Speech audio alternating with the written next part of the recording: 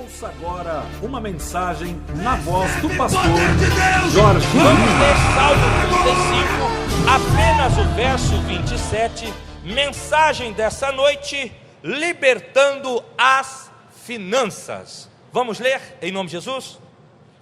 Cantem e alegrem-se os que amam a minha justiça, e digam continuamente: o Senhor, que ama a prosperidade do seu servo, seja engrandecido.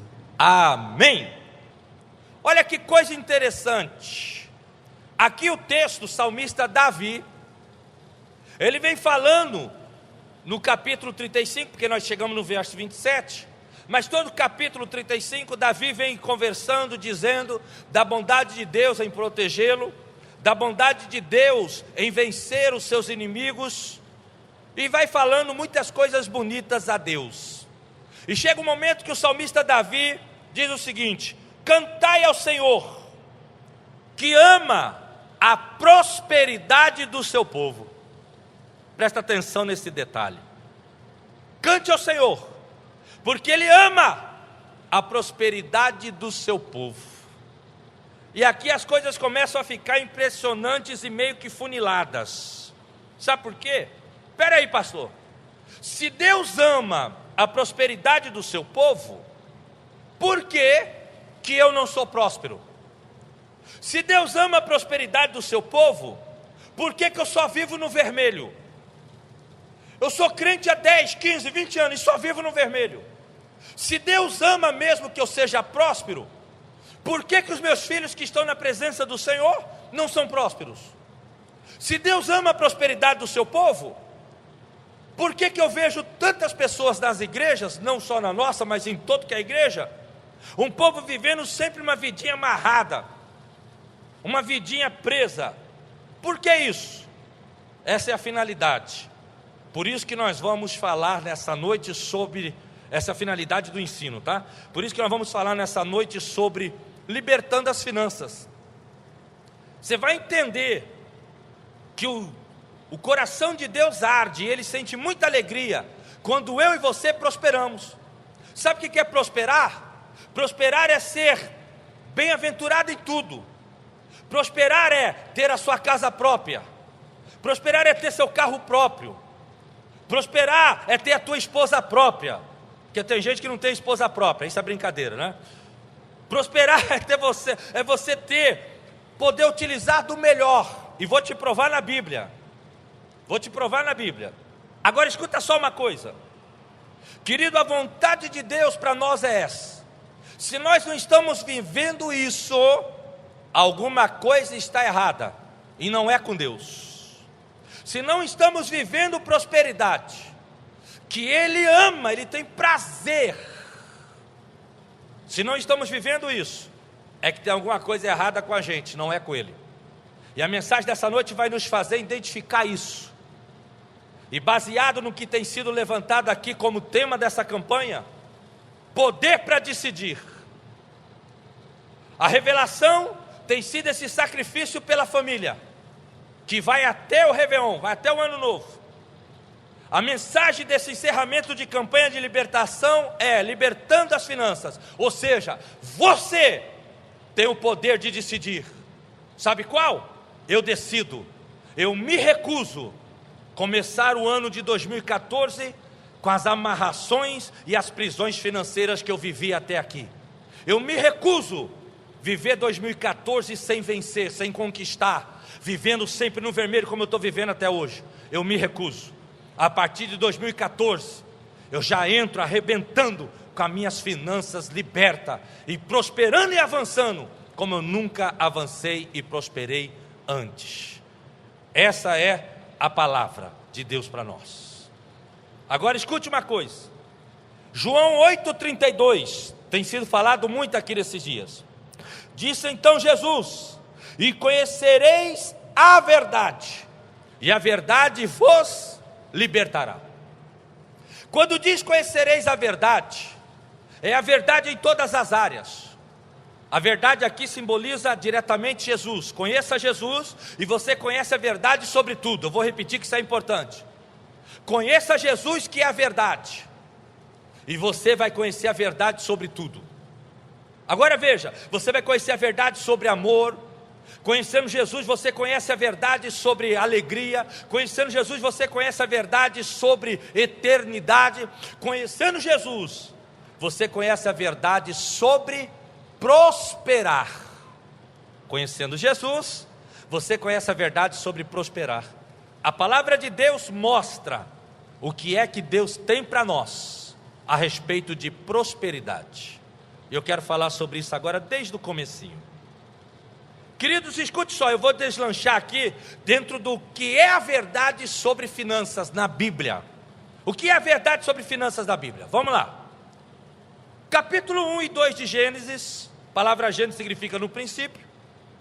Deus fez o mundo, Deus fez a terra, e Deus depois fez o homem.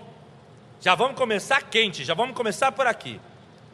Deus levou um dia para fazer o homem, e 5 dias, porque em um dia ele descansou, um dia ele fez o homem, para 7 são 5.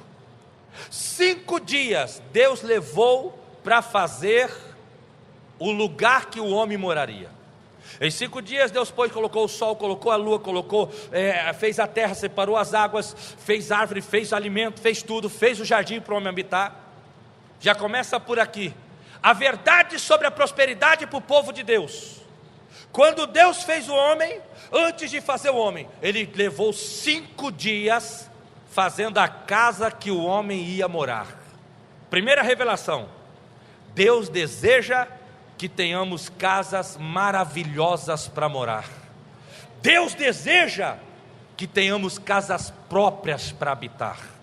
Deus deseja que a tua casa seja repleta do melhor, minha querida irmã, que sonha com aqueles móveis projetados, que sonha, homens que nesse calorzão sonha com aquela piscina maravilhosa. Pastor, o senhor está ensinando usura? O senhor está ensinando para a gente ser ganancioso? Não, eu estou falando a verdade. 5 dias para Deus fazer o paraíso que o homem ia morar. Não faltava nenhum tipo de verdura, não faltava nenhum tipo de fruta, não faltava nenhum tipo de bem-estar para o homem viver. Está lá. Sabe o que isso quer dizer? Quando nós lemos aqui Isaías 1, verso 19 e 20: se quiserdes e me ouvirdes, comerás o melhor desta terra. Mas se não quiserdes e fordes rebeldes, sereis cortado a fio de espada. Sabe qual é a ideia aqui? Quer viver o melhor dessa terra. Queridos, dentro dessa verdade sobre finanças, nós temos que entender uma coisa. Muitos líderes pecaram quando ensinaram para a igreja que nós tínhamos que nos preocupar somente no que há por vir. Só que a Bíblia nunca mandou ensinar isso. A Bíblia nunca mandou ensinar somente no que há por vir. A palavra de Deus mandou ensinar o seguinte: você estava afastado de Deus, estava afundado no pecado, você aceitou Jesus, teve a tua vida transformada, agora você não vai viver só o melhor no que há por vir não, você já começa a viver o melhor dessa terra. Porque senão não vai haver diferença do Deus que servimos para o Deus que o macumbeiro serve. Senão não haverá diferença do Deus que nós servimos por Deus que as outras pessoas de outras crenças servem. E ele disse aqui no livro de Malaquias, capítulo 3, a palavra do Senhor diz, no verso 16, 3, a palavra do Senhor diz assim: e novamente vereis a diferença de quem serve a Deus e de quem não serve a Deus. Eu falei 16, mas é o 18, tá? É que a minha vista está embaçada. É nada, é que eu lembrei que não é o 16, é o 18. Malaquias 3,18. E novamente vereis a diferença de quem serve a Deus e de quem não serve a Deus. Acompanha meu raciocínio. Se a Bíblia diz, eu dei mas são vários versos que falam sobre viver o melhor dessa terra. Se a Bíblia diz que vamos viver o melhor dessa terra, sabe o que isso quer dizer? Qual é o melhor da terra hoje para a questão de televisão? É televisão de 50 polegadas, 72 polegadas? Você ora, anda na presença de Deus. Tem onde botar na sua casa? Tem uma lá. O pessoal chega lá em casa, ué, pastor Jorge, o senhor não enxerga, mas sua televisão é de 47 polegadas, por quê? Eu falei, porque eu quero o melhor para os servos de Deus que vêm aqui. Eu não enxergo, mas eu quero que eles vejam. Eu não vejo, mas eles veem. E já falei, construí o meu sobrado, essa daí vai para cima, eu vou botar uma de 70 aqui embaixo. Por que isso? Porque eu aprendi a querer o melhor de Deus. O melhor de Deus é num calor violento desse, meu irmão. Se você orar a Deus, Ele te dá a condição de ter um ar-condicionado. Isso eu estou falando do melhor de Deus. São alguns exemplos do melhor de Deus. Calçar bem, vestir bem, comer bem. Qual é o pai que está aqui? Qual é a mãe que está aqui? Que vai se contentar do seu filhinho vestir aquela roupinha batidinha, sendo que você pode dar o melhor para ele? Qual é o pai e a mãe que está aqui que vai se contentar do seu filhinho comer uma comidinha fraquinha, se você pode dar o melhor para ele? De igual forma, levando para o lado espiritual, se Deus tem prazer na nossa prosperidade, Ele tem para dar o melhor para nós, e o melhor é o melhor da terra. Vai vendo? Então Deus leva 5 dias fazendo um sistema planetário, fazendo o mundo que o homem habitar. Mas o homem caiu no pecado, pastor. E aí? Ei, capítulo 1 e 2 de Gênesis, projeto de Deus para o homem. Capítulo 3, o homem cai no pecado. Capítulo 4 de Gênesis, Deus veio traçando um projeto para trazer o homem de volta para Deus. Aí vamos lá, vamos dar uma passeada na Bíblia. Deus vai traçando um projeto para o homem voltar para Deus. E dentro desse projeto, Deus já vai mostrando: olha, do jeito que era no começo, continua. Eu tenho prazer de que vocês prosperem. Lá vem a época de Noé. Se você conhece um pouquinho da Bíblia, Noé foi o nosso representante naquela época. O que Noé faz? Vem um dilúvio, acaba o dilúvio, Noé desce com a sua família e com os animais da arca. Poucos anos depois, Noé estava extremamente próspero, extremamente rico. Passa a época de Noé, vem a época de Abraão. Mostramos aqui um teatro sobre Abraão, coisa linda, né? Vem a época de Abraão, e Deus diz o seguinte para Abraão: Abraão, através do seu filho Isaque, todos que crerem em mim serão benditos. E aí Deus fala uma coisa interessante para Abraão: Abraão, a tua descendência vai viver o melhor da terra e vai dominar sobre a terra. Deus diz para Abraão: a sua descendência vai viver o melhor da terra e vai dominar a terra. Sabe o que acontece? Estou te falando a verdade sobre finanças da Bíblia. Aí sabe o que acontece com Abraão, que nos representa? A Bíblia diz em Gálatas capítulo 2 e capítulo 3 que todos que aceitaram a Jesus é correspondente a Israel espiritual, ou seja, se tornaram filhos de Abraão pela fé. Ou seja, Deus disse para Abraão, alguns milhares de anos atrás: a tua descendência vai ser muito próspera e vai dominar sobre a terra. Essa palavra é para nós. Paulo escreve Gálatas 6:16 e diz: porque nós somos o Israel espiritual. E Paulo embasa muito, explicando: se você tem Jesus, você é filho de Abraão. Se você tem Jesus, você entrou na promessa junto com Isaque. Mas não acabou em Abraão, não. Lá vem Isaque. A Bíblia diz em Gênesis capítulo 26 que Isaque prosperou numa terra que ninguém prosperava, e colheu 100 por 1 numa terra que ninguém conseguia colher nada. Sabe o que Deus está falando aqui? Que para quem serve Ele, não tem portas fechadas. Para quem serve Ele, pode ter passado milhares de pessoas que não prosperaram ali, mas quem serve Ele vai prosperar ali. Quem serve Ele vai vencer ali. Aí continua, passa a época de Abraão, extremamente próspero. Vem a época de Isaque, extremamente próspero. Esse povo, nós somos descendentes direto deles, viu? Espiritualmente. Aí continua, vem a época de Jacó. Queridos, vai ver a história de Jacó, para você ver o quanto esse homem prosperou. Tentavam trapacear ele, Deus colocava a mão e revertia tudo a favor dele. Sabe qual é a lição aqui? Estão querendo te prejudicar, estão querendo mandar você embora, estão querendo diminuir seu salário. A palavra aqui é: o Senhor transforma toda maldição em bênção. Tudo que queriam prejudicar Jacó, o Senhor revertia e transformava em bênçãos. Vai ler a Bíblia, você vai assustar com quão rico Jacó foi. Aí vem a época de José.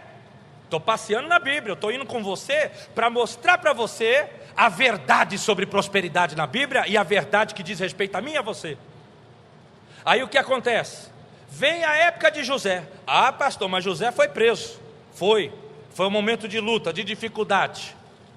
Mas depois que ele passou por aquele momento de luta e dificuldade, ele se tornou o homem mais poderoso daquela região, daquele país, do Egito, depois do faraó.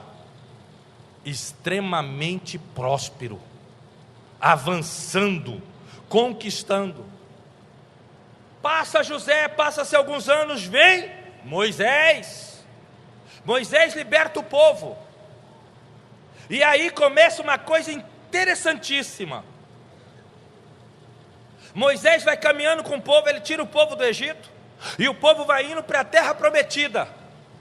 No que eles estão indo para a terra prometida, Deus começa a dizer algumas coisas sobre como vai funcionar. Gente, segura que o negócio é forte. Eles eram escravos no Egito, agora eles estavam libertos e indo para habitar uma nova terra, terra chamada Canaã. Eles andaram no deserto, eles estavam indo para uma terra onde tinha água doce, aonde tinha tudo que era tipo de planta, aonde tinha tudo que era tipo de fruta, aonde eles iam comer e viver à vontade. E aí em Deuteronômio capítulo 8, a partir do verso 7 de Deuteronômio, antes de chegar naquela terra prometida, o Senhor diz assim: vocês vão entrar na terra que eu tenho prometido para vocês, vocês vão viver em lugares maravilhosos, vão habitar em casas maravilhosas. Novamente Deus preocupado com a nossa moradia. Vão habitar em casas maravilhosas. Multiplicarei o seu ouro e a sua prata. Naquela época não tinha dinheiro em papel, era ouro e prata. Ou outro mercado lá era, como o pastor Alessandro falou, também animais e cereais e outras coisas, era tudo moeda de comércio. Vou multiplicar o seu ouro e a sua prata. Aí chegamos no verso 18, Deus dá uma lista, do verso 7 até o 17, uma lista enorme do que eles vão viver. Tudo tem a ver com a gente, porque nós somos descendentes deles espiritualmente. Aí ele vem e diz assim, verso 18: porque eu, Senhor, sou quem te dou força para prosperar. Somente não esqueça que sou eu, o Senhor, que te dou todas essas coisas. Deus nos prospera, Deus nos faz conquistar, Deus nos faz viver o melhor da terra, e a única coisa que Ele pede é que você não esqueça que é Ele que te dá. Que você não diga, com o meu braço eu conquistei, de tanto eu trabalhar eu conquistei. Nós sabemos que você tem que se esforçar para poder conquistar, mas se Deus não te dá força, não te dá o fôlego e o ânimo, você não consegue trabalhar. E se nós temos o que temos, é por causa da bondade de Deus. Um dia desse eu conversava com um irmão, e ele dizia para mim: pastor Jorge, o senhor conseguiu tal bênção, porque o senhor merece. Aí imediatamente eu disse para ele: não, irmão, eu não mereço nada, porque eu sou pecador. O que eu tenho pela graça. O que eu tenho porque Ele é bom e Ele quer dar, não porque eu mereço. Guarda isso na sua vida. Você não tem porque merece, porque você é pecador. Você tem porque Ele é bom e Ele quer dar. Porque Jacó era enganador, e mesmo assim Deus teve misericórdia.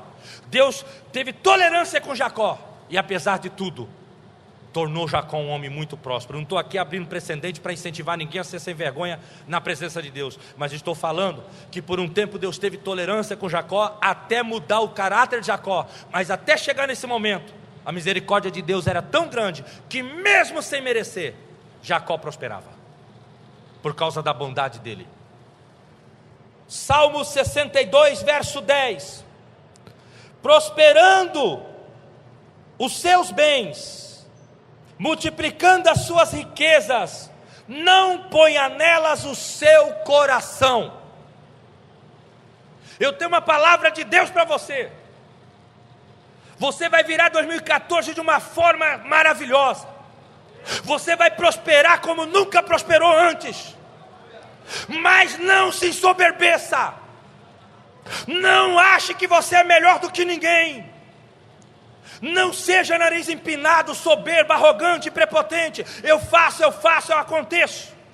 Porque aqui está dando um princípio bíblico. Deus multiplica, mas não ponha nas riquezas o seu coração. Quanto mais próspero, mais humilde, e mais Deus te dá. Quanto mais próspero, mais humilde, e mais Deus te dá.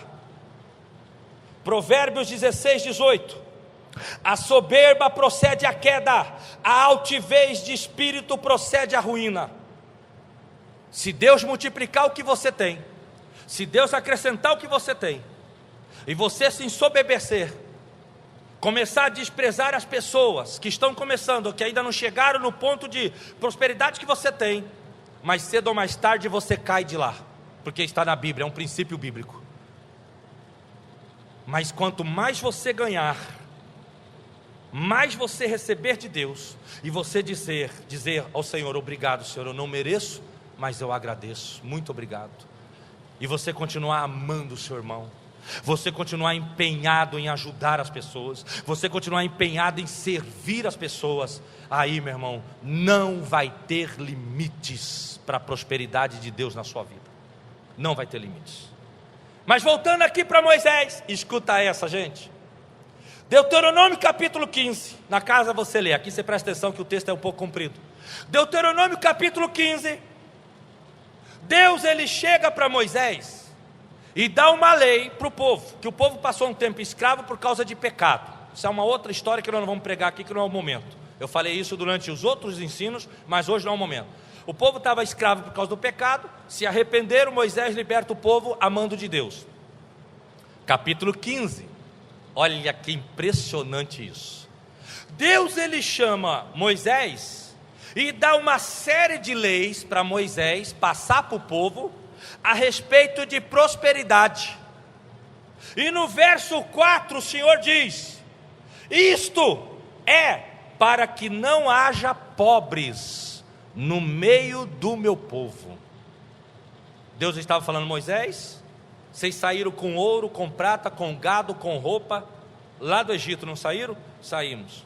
Agora vai ter uma partilha aqui, quem pegou mais vai dar para quem pegou menos, vai ter um equilíbrio aqui, e vocês vão andar sincronizados, e eu não quero que tenha pobres no meio do meu povo. Está na Bíblia, está em Deuteronômio 15. Aí Deus continua falando com Moisés, aí lá na frente ele diz assim: a terra nunca vai deixar de ter pobres. A terra nunca vai deixar de ter pobres. Mas sabe qual é o entendimento? Ele não disse: o meu povo nunca vai deixar de ter gente pobre no meio do meu povo. Ele estava dizendo: nunca a terra vai deixar de ter pobres, porque acreditam em outros deuses, porque acreditam em quem não prospera, porque acreditam em quem não transforma. Mas tem um porém: no meio do meu povo só vai ser pobre quem quiser, porque quem conhecer a verdade, eu vou multiplicar, eu vou acrescentar, eu vou fazer prosperar. Está morando na favela? Vai continuar morando na favela se quiser, porque eu vou botar no melhor lugar para viver. Verdade sobre finanças. Verdade sobre finanças. Aí vai vendo. Passa-se a época de Moisés, entra-se a época dos profetas, e Deus só falando: vou multiplicar, vou acrescentar. Vem a época do nosso Senhor Jesus Cristo. Você viu que nós estamos passeando na Bíblia. Vem a época de Jesus. Aí Jesus Cristo diz assim, João 10, verso 10: o ladrão não vem a não ser para roubar, matar e destruir, mas eu vim para que vocês tenham vida, e vida com abundância. Eu já ensinei isso aqui, mas vou repetir. No texto grego que ele foi escrito, a palavra abundância não aparece. O que aparece ali é desfrutar do melhor. Aí o original diz assim: O ladrão não vem a não ser senão para roubar, matar e destruir. Mas eu vim para que vocês tenham vida e desfrutem do melhor da vida. Você acha que é coisa pouca? Desfrutar do melhor da vida? Hã? Pastor, tudo isso é para mim? É. Tudo isso é para mim, é para você. É a verdade do que Deus fala sobre finanças. Para você ter as tuas finanças libertas, a tua mente tem que ser liberta. Você tem que entender que Deus tem o melhor para nós. Porque quando Ele morreu na cruz do Calvário, Ele morreu levando sobre Ele as dores, as enfermidades, as maldições e as mazelas da miséria. Porque quem tornou o homem pobre foi o pecado que o diabo incutiu na terra. Quem tornou o homem pobre foi o diabo. Deus nunca projetou as pessoas pobres. Então vem Jesus e nos resgata e nos faz entender por que que Abraão prosperou, por que que Isaac prosperou, por que que Jacó prosperou, por que que José prosperou, por que que o povo com Moisés prosperou. Porque sempre foi o plano de Deus a prosperidade para as nossas vidas. Sempre. Mas não acaba nele não. Aí lá vem Paulo. Paulo escreve aos Coríntios, pedindo para que os pobres daquela igreja ajudassem com ofertas outra igreja que precisava. Aí o Paulo vai falando sobre a oferta. Aí ele chega no verso 9. Ele diz assim: vamos nos lembrar de Jesus, que sendo rico, morreu pobre, para que todos nós nos tornássemos ricos nele. Sabe o que ele está dizendo? O contexto do capítulo 8 de 2 Coríntios fala sobre prosperidade financeira. Paulo estava dizendo: Jesus veio rico, se fez pobre, morreu pobre, para levar as misérias e a mazela da pobreza na cruz. Mas quem crê nele se torna rico, não só espiritualmente, porque o contexto aqui é financeiro, se torna próspero. É a palavra de Deus. Agora vamos lá, pastor, então por que eu não avanço? Tudo isso que eu te falei tem uma ordem. Tudo isso que eu te falei tem uma chave que liga tudo isso. A chave é cumprir os mandamentos de Deus. Tudo isso que eu te falei, Noé, Abraão, Isaac, Jacó, José, Moisés e a turma dele, Josué depois, todos eles, cada palavra de prosperidade e de bênção era acompanhada com um mandamento. Noé constrói a arca e entra nela, mandamento. Ele cumpriu, desceu da arca, próspero. Abraão sacrifica o filho, mandamento. Quando Deus vê que realmente ele estava com o coração para fazer aquilo, Deus fala: não precisa, mas você vai prosperar. Isaac tem um mandamento para você. Jacó tem um mandamento para você. E assim ele vai dando os mandamentos. E quando nós vamos cumprindo esses mandamentos, a prosperidade se torna inevitável. Inevitável.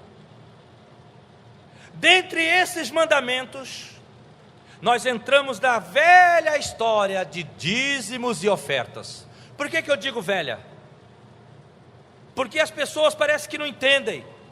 Mas a forma que Deus usou de nos abençoar e trazer tudo isso é através de obedecermos o mandamento que diz: sejam dizimistas e ofertantes. Aqui tem sido levantada uma oferta especial pela família, um sacrifício pela família. Mas paralelo a isso, você viu o que nós fizemos aqui, foi tirado o dízimo, porque é dízimo e oferta. O dízimo, fidelidade, ou a oferta, amor. Agora escute isso. Por que tem pessoas que não são fiéis nos dízimos e nas ofertas? Por quê? Por 3 motivos, que eu vou falar bem rápido. Mas antes, eu queria ler isso daqui. Quando nós lemos o livro de Malaquias, capítulo 3, a gente sempre pega o verso 10 e diz: traga os dízimos à casa do tesouro para que haja mantimento e tal. Mas eu queria começar um pouquinho antes. O povo de Deus estava vindo de um desconcerto para um concerto com Deus. No capítulo 1 e 2 de Malaquias, Deus usa o profeta para falar que ia consertar as ovelhas e os pastores. E no capítulo 3, Deus está dizendo que ia consertar a vida financeira do povo. E como ele ia consertar a vida financeira do povo, Deus ele fala para o profeta o problema que fez o povo mergulhar na miséria. E ele diz: profeta, a coisa é mais ou menos assim. Eu digo para o povo que ele está me roubando, e eles com cinismo dizem: Senhor, no que te roubamos? Aí ele disse: nos dízimos e nas ofertas, verso 8, me roubais, mas com maldição sois amaldiçoado. Que palavra forte. Quando uma pessoa não dizima, quando uma pessoa não oferta, ela impede a obra, ela começa a gerar problemas para a obra, porque a igreja, a luz que é paga, a água que é paga, a condição dos líderes de estar em condições de ministrar as pessoas, tudo isso vem não do governo, mas vem de dízimo e de oferta. Quando a pessoa não dizima e não oferta, é como se ela dissesse: eu não quero contribuir em nada. Com isso, ela traz um tipo de maldição, está na Bíblia, viu? Ela traz um tipo de maldição, porque ela se recusa a abençoar. Lembra que Jesus disse: quem não é por mim, é contra mim. Se você não quer abençoar, então você está do lado daqueles que amaldiçoam. Aí olha só isso aqui: com maldição sois amaldiçoados. Sabe qual é a verdade? Por que tem gente que não avança? Por que tem pessoas que, mesmo ouvindo que Deus tem prazer de que a gente prospere, tem pessoas que não prosperam? Porque não dizimam e não ofertam, e com isso elas estão se amaldiçoando. É o que o Malaquias 3, do verso 6 ao 12 está dizendo. Está vendo como é sério? Por isso que Isaías, quando eu citei, ele disse: se quiserdes e me ouvirdes, vai comer o melhor da terra. Mas se não quiser e não me ouvir, o que é esse ouvir? Praticar o que eu ensino, então vai entrar debaixo de maldição. Para terminar a mensagem, 3 motivos que levam a pessoa a não dizimar e a não ofertar. Estamos falando de libertação. Vai vendo aí, se você encaixa numa dessas, quebra isso nessa noite para você ser liberto na área financeira, para virar 2014 voando. Vamos lá. Primeiro, muitas pessoas não dizimam e não ofertam, já foi falado aqui, porque não acreditam. Está na igreja, acredita que Deus é bom, acredita que Deus liberta, que Deus perdoa, mas quando chega na parte do dízimo e da oferta, não gosta de participar. Por quê? Porque não acredita.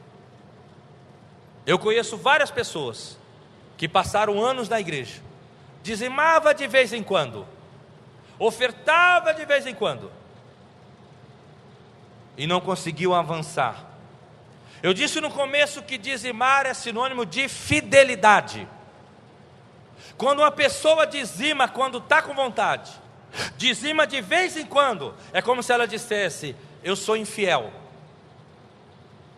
Eu sou infiel, tipo assim, de vez em quando eu traio a minha esposa, de vez em quando eu roubo a empresa que eu trabalho, porque de vez em quando eu cumpro a fidelidade com Deus. Se eu não consigo ser fiel com Deus, eu não vou ser fiel com a minha esposa, não vou ser fiel com o meu esposo, não vou ser fiel com o meu patrão, porque as coisas começam de cima para baixo. Quem não é fiel com Deus, não é fiel com ninguém. Eu vi um pastor um dia chegar para o rapaz que estava pedindo a filha dele em namoro, e o rapaz fez todo aquele anúncio: quero com a tua permissão namorar ela, é um namoro sério e não sei o que. Aí o pastor falou assim: moço, você está na igreja há muitos anos? Estou. Você é dizimista? Não vou mentir para o senhor, não. Aí ele falou assim: então não namora minha filha, porque se você não é fiel a Deus, você vai encher a cabeça da minha filha de chifre. Olha aí, gostei dessa, viu? Até você quer dar um pega para lá no camarada? Mas vamos lá, continuando aqui. Segundo motivo que leva uma pessoa a não ser dizimista, a não ser ofertante, e por causa disso não entrar no melhor de Deus, é o fato da pessoa não amar a Deus. João 14, verso 15, Evangelho de João 14, 15, diz assim: e aquele que me ama, disse Jesus, guardará os meus mandamentos. Guardar aqui é sinônimo de praticar. Jesus estava dizendo: você me ama? Amo, então seja dizimista.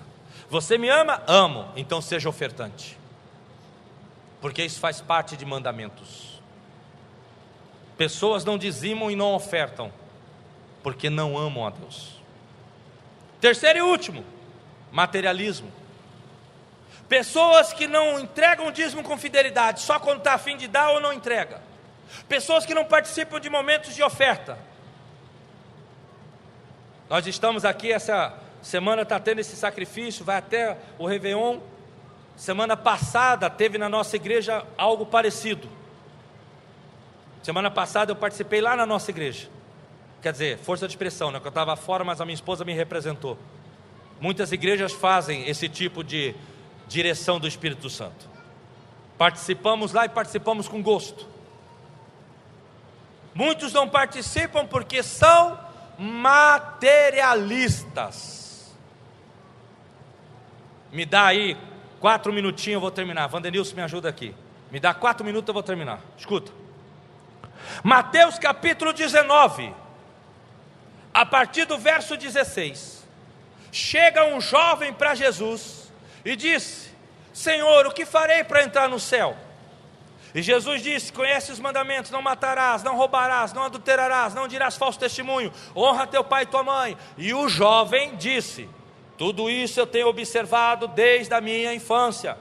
E Jesus, conhecendo-lhe o coração, Jesus conhece o seu coração, Ele sabe por que você não dá.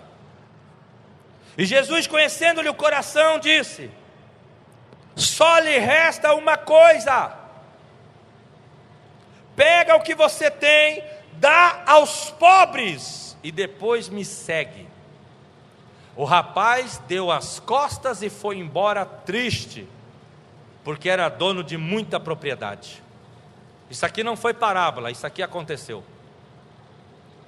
De igual forma, tem muitas pessoas nas igrejas, em tudo que a igreja tem, volta e meia você vê um assim.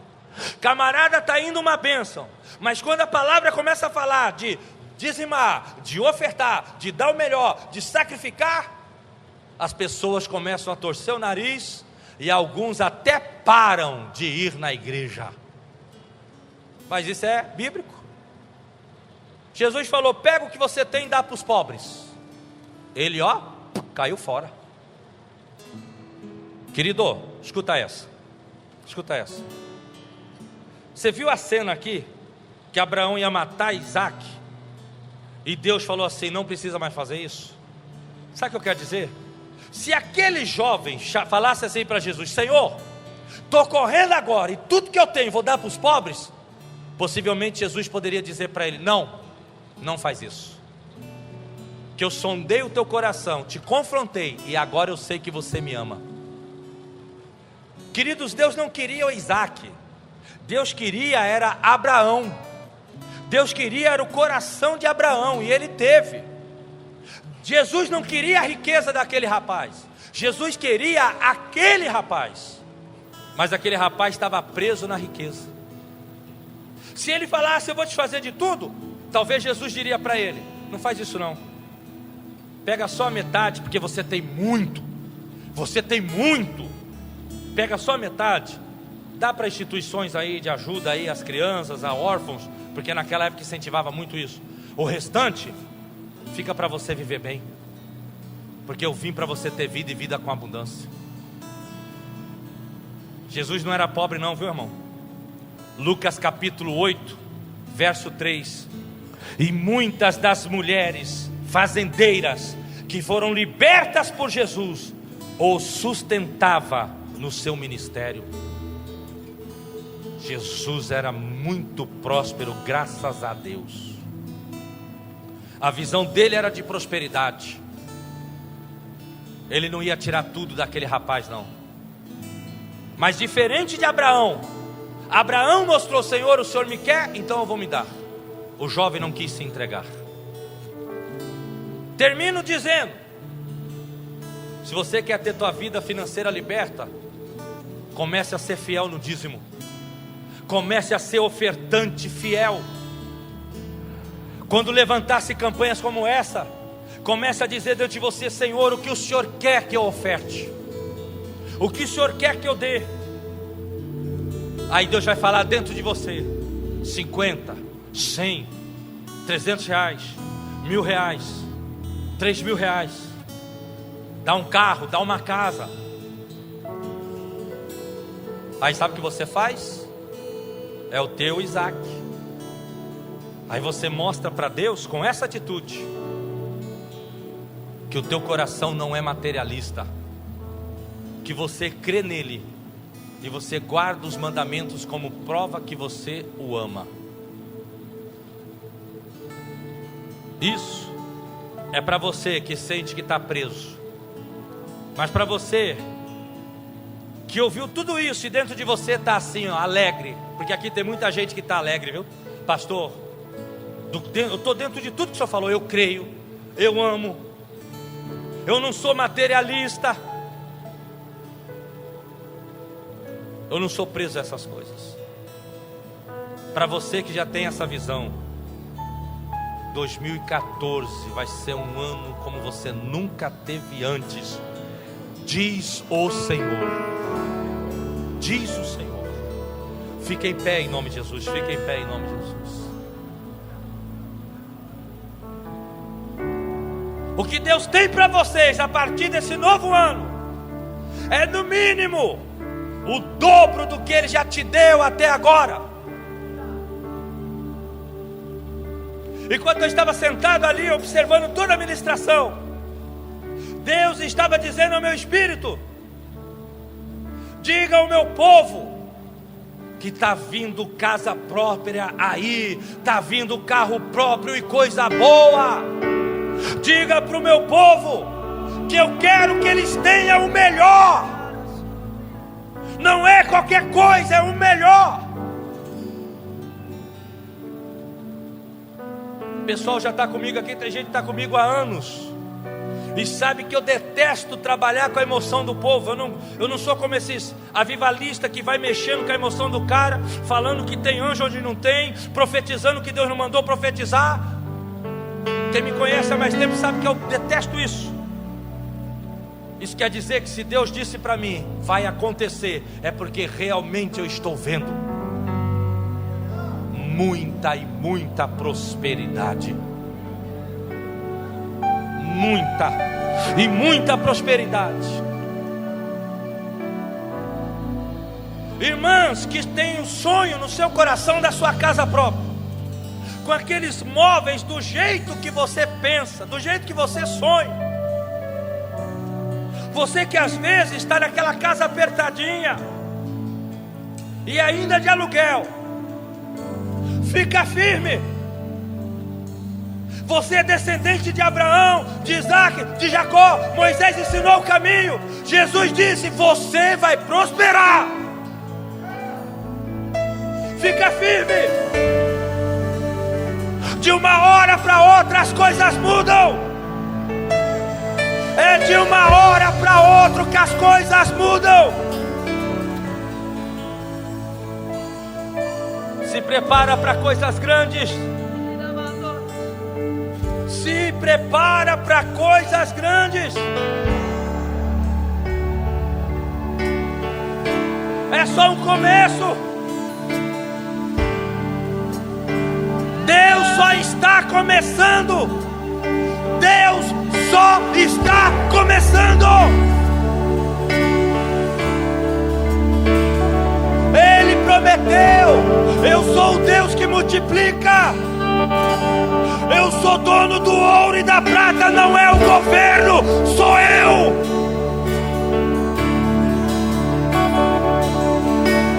Ele tem o ouro, ele tem a prata. Ele dá para quem quer.